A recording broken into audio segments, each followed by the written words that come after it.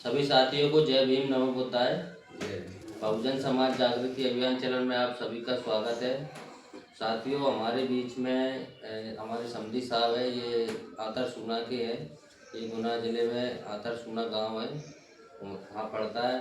तो साथियों, ये सद्गुरु रविदास महाराज की विचारधारा से जुड़े हुए हमारे भाई साहब भी है। ये भी सद्गुरु रविदास जी महाराज की विचारधारा से जुड़े हुए। ये हमारे जीजा जी है, ये भी सद्गुरु रविदास जी महाराज के विचारों से जुड़े हुए और उनके बताए मार्ग पर ये चलने का प्रयास करते हैं और चलते हैं, और समाज में जागृति का काम भी करते हैं। जगह जगह सद्गुरु रविदास महाराज के विचारों को पहुंचाने का काम करते हैं। साथियों, एक शब्द है जो चमार नाम से ये शब्द है। चमार, इसको जाति में विलीन कर दिया कुछ लोगों ने, इसको जाति बना दी। चमार कोई जाति नहीं, चमार एक विचारधारा है। सद्गुरु रविदास जी महाराज आज से 600 साल पहले इस विचारधारा को चला के गए। उन्होंने सीना ठोक के कहा कि हम चमार की परिभाषा क्या है, उन्होंने समझाया। आज हम भी जब चमार नाम आता है तो हम भी गर्व महसूस करते हैं कि हमने एक ऐसी कौम में जन्म लिया जहाँ ऐसे ऐसे सद्गुरु रविदास जैसे महान पुरुष पैदा हुए, बाबा साहब अम्बेडकर जैसे महान पुरुष पैदा हुए। उन्होंने समाज को एक नई दिशा दी और समाज को आज इस मेन भूमिका में लाने का जो काम किया वो सद्गुरु रविदास जी महाराज, बाबा साहब अम्बेडकर जी ने इसमें बहुत मेन भूमिका है। तो सद्गुरु रविदास जी महाराज का एक दोहा है कि चमार शब्द के ऊपर कि चमार शब्द की जो परिभाषा है वो क्या है? चा से चमड़ी, माँ से माँ, आ से अस्थि, रा से रक्त, इससे बना जन का आकार। चाम मांस रक्त से बना जन का आकार, आँख पिसारी देख लो सारा जगत चमार। ये सद्गुरु रविदास जी महाराज आज से 600 साल पहले बोलकर गए थे कि चमार जाति नहीं है, चमार एक विचारधारा है। चमार का मतलब है कि जीव ही चमार है। तो साथियों, हमें इस जाति पे गर्व करना चाहिए, क्योंकि इस जाति में जो महापुरुष पैदा हुए उन्होंने अच्छे अच्छे राजा महाराजाओं को भी अपने चरणों में झुकाया था ज्ञान के आधार पर। तो हमारे बीच में समधी साहब, उनसे भी पूछेंगे कि आप गुरु महाराज की विचारधारा में आपके पास जो भी ज्ञान है आप इस चैनल के माध्यम से समाज को बताइए। भाई, जाति तो 4 वर्ण है।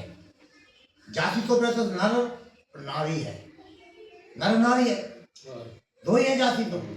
अब जाति एक और मतलब 2.5 अक्षर है, 2.5 अक्षर बोलते हैं। 2.5 अक्षर पहले हमको पढ़ना तो वही गंगा और वही काशी है।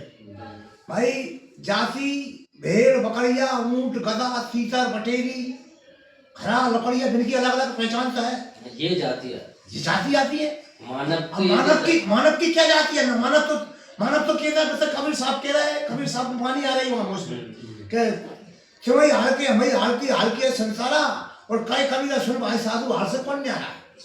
कोई है का? चवई खून के संसारा कई कबीर सुन भाई साधु खून से कौन नहीं आ रहा है? कोई है का? है चवई भक्के है संसारा और कई कबीर सुन भाई साधु कौन भक्स नहीं आ रहा है?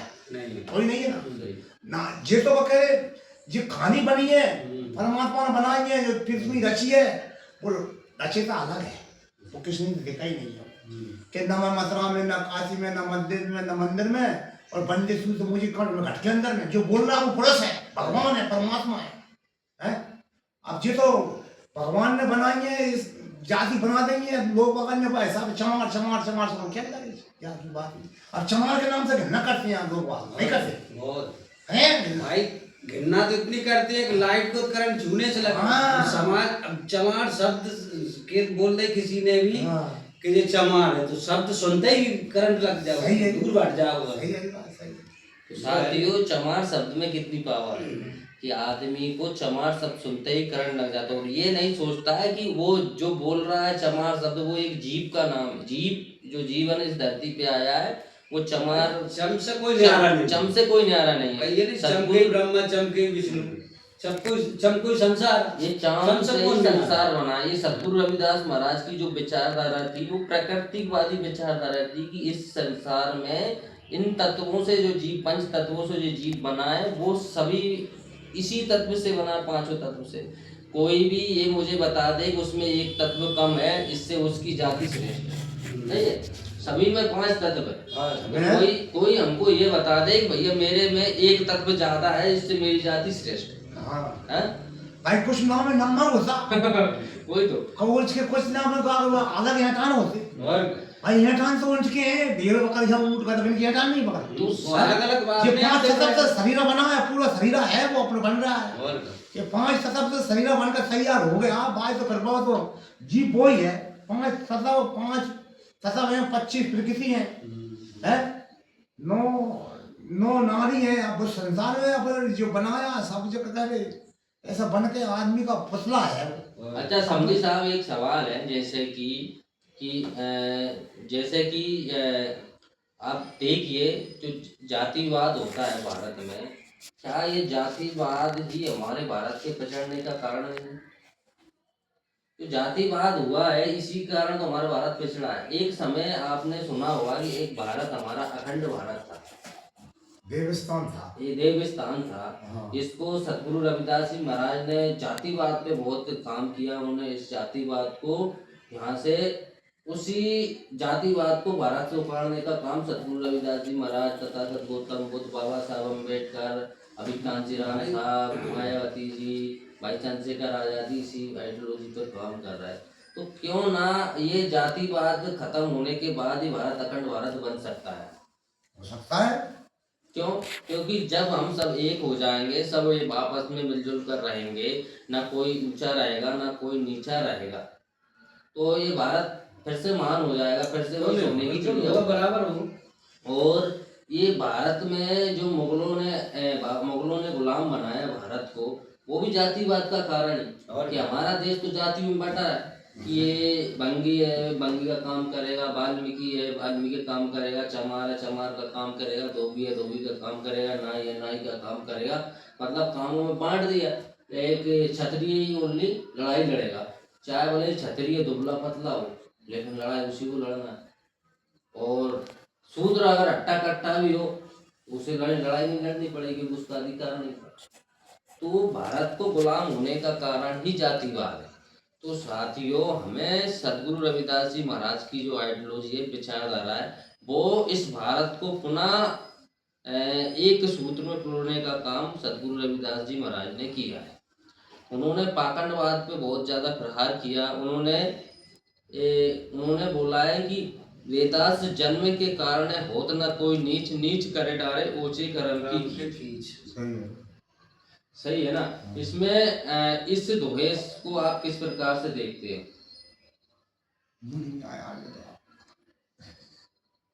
बोलो बोलो यार, रुको मत, तुम तो बोलो। जो मेरा तो आप मैं समझे नहीं है। साथियों,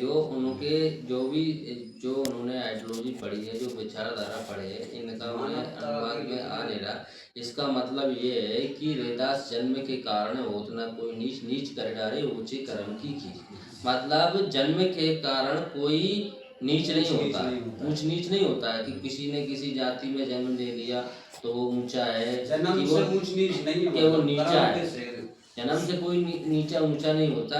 नीच ऊंच करे कर्म से। कर्म अगर किसी की घटिया है, कोई नशेड़ी है, कोई व्यभिचारी है, कोई जीव हत्या करता है, तो वो नीचा आदमी है, वो चाहे किसी भी जाति में या किसी धर्म में। इसका मतलब ये है। या और कोई आदमी अगर पंचशीलों का पालन करता है, जैसे कोई व्यभिचार नहीं करता है, झूठ नहीं बोलता, चोरी नहीं करता है, जीव हत्या नहीं करता, किसी प्रकार का नशा नहीं करता, तो वो आदमी ऊंचा है। सही है क्या? उसका अनुभव याद भाई बाजी बन गया, खान पीन छोड़ दी बिन्ने, ये बाजी बन गया, पंडित बन गया। तो वो कह रही है, जब वो कहना में कही ना एक वाणी के पोसी पड़ पड़ जग गया और पंडित हुआ ना कोई। पोसी पड़ पड़ जग हुआ और पंडित हुआ ना कोई, और 2.5 अक्षर प्रेम का पढ़ कोई पंडित हुई। भाई रटन है, रटन एक चीज है ना भाई। पढ़ाई करेंगे, लिखाई करेंगे तो उसका ज्ञान मिलेगा, नहीं मिलेगा? अपन बाकी पढ़ाई नहीं करेंगे, ध्यान नहीं करेंगे, बाकी लक्षण नहीं करेंगे, कर्म नहीं करेंगे, तो क्या कम मिल जाएगा? बगैर कर्म का फल थोड़ी मिलता है। बाका कुछ प्रयास करना पड़ता है। कर्म की पूजा हुई है, कर्म की पूजा कि मानव तेरा गुण बड़ा छाम नावत काम सासत पशु भगवान शाम तो काम में आए। मानस को क्या काम आता है? गुण आते हैं। जब मानस गुण कर लिया तो मन से काम बने हुआ। ये बहुत बड़ी बात है जो समझी साहब कह रहा है। मनुष्य तेरी तो चमड़ी भी काम नहीं आती, मनुष्य का तो चमड़ी भी काम आ जाती, उसकी ढोलक बन जाती, सब कुछ बन जाता। मनुष्य के काम ओनली उसके अच्छे गुण ही आते हैं, गुण आते हैं, गुण आते हैं। गुण होंगे तो पूजा होगी उसकी, गुण होगी तो पूजा हुई, उसका मान सम्मान होगा, सब कुछ होने मिलेगा। और जिसमें अवगुण होगा उसका अपमान भी होता है। मन में होता है भाई गुरु रविदास महाराज जी ने भी लिखा ना वो एक दुआ, और का मतलब ब्राह्मण के ऊपर है। हाँ वो कि कैसे रविदास ब्राह्मण मत पूजिए जो है गुणहीन, पूजिए चरण चंडाल के जो है गुण। हाँ तो हमारे जो महापुरुष पैदा हुए सदगुरु रविदास जी महाराज जी ने आज से 600 साल पहले इस ब्राह्मणवाद की व्यवस्था को ललकारा। उन्होंने स्पष्ट किया है कि तुम जाति के नाम पर श्रेष्ठ बने पड़े हो, लेकिन तुम्हारे अंदर कोई ज्ञान व्यान नहीं है। अरे विश्व प्रकृति प्रकृति ज्ञान नहीं है, तत्व ज्ञान नहीं है। तत्व ज्ञान अगर तुम्हारे अंदर होता तो ये समाज, ये भारत एक अखंड भारत हो जाता। और क्या अखंड भारत हो जाता। तुम्हारे स्वार्थ के कारण इस भारत को जातिवाद में तुमने लपेट दिया और आज जातिवाद के कारण ये पिछड़ा हुआ है। और आज जातिवाद से समाज तो भारत के मूल निवासी पिछड़े हुए, लेकिन अभी चला गया ये धर्मवाद। हिंदू मुस्लिम के नाम पे भी देश पिछड़ रहा है। आप देखिए जगह जगह हिंदू मुस्लिम के नाम पे कहीं दंगे भी होते जा रहे हैं, कहीं कुछ घटनाएं हो रहा है। ये एक दूसरे के प्रति भड़काऊ भाषण होते हैं और भड़कताते हैं लोग। तो साथियों, हमें हमारे महापुरुषों की आइडियोलॉजी पे चलना है जिससे हम और हमारा समाज आगे बढ़े। तो साथियों, इसी के साथ हम इससे आपसे विदा लेते हैं। जय भीम, नमो बुद्धाय। और इस चैनल को लाइक और सब्सक्राइब करिए। धन्यवाद।